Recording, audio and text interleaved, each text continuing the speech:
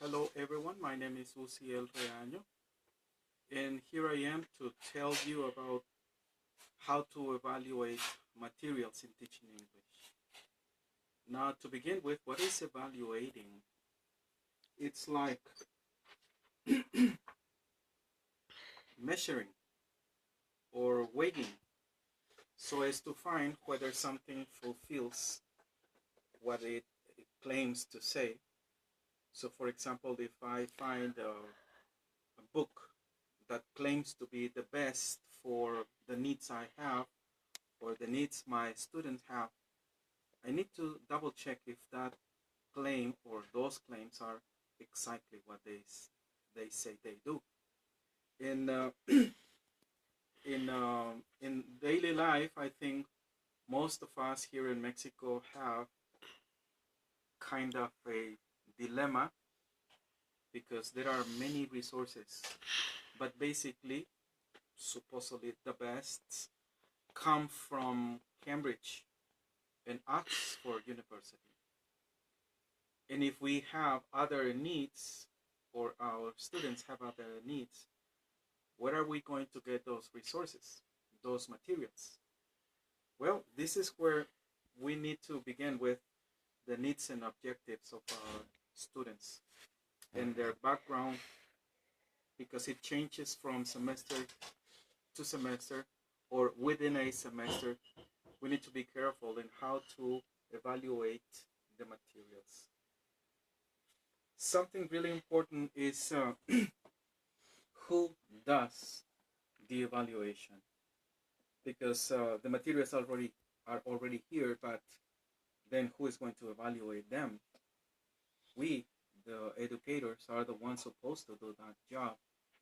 And basically, we do two different things: the external and the internal evaluation. Now, what do I mean when I say external? Well, let me show you this book. This is Read Essays. This is a book for writing classes to produce or to teach students to produce essays. And let me show you about the claims this book has.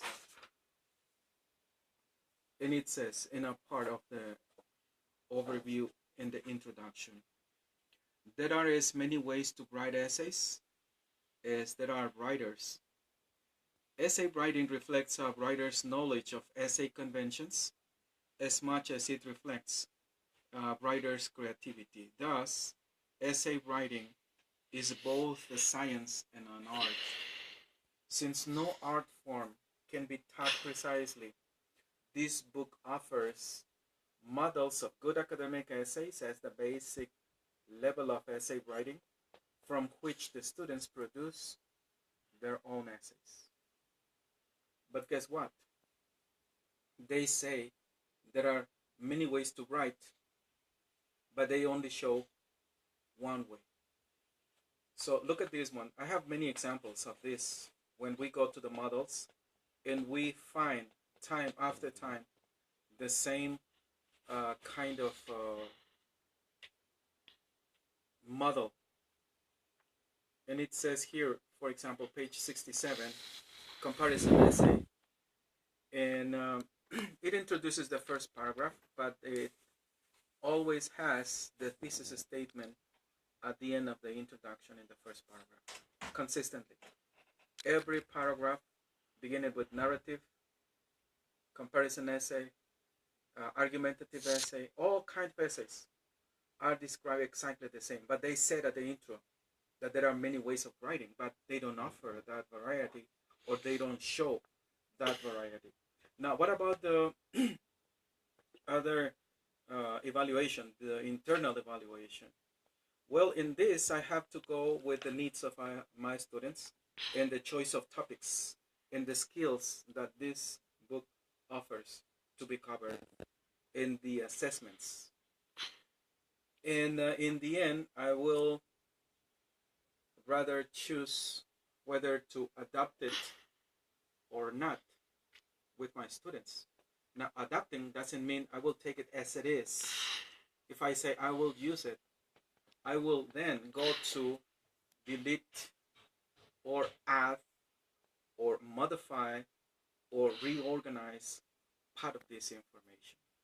Now, what is interesting is that in the references to this course, I found the cover. Well, this is the cover of the book in the references, and it's a teaching unplugged from Scott Thornbury and Luke Meddings.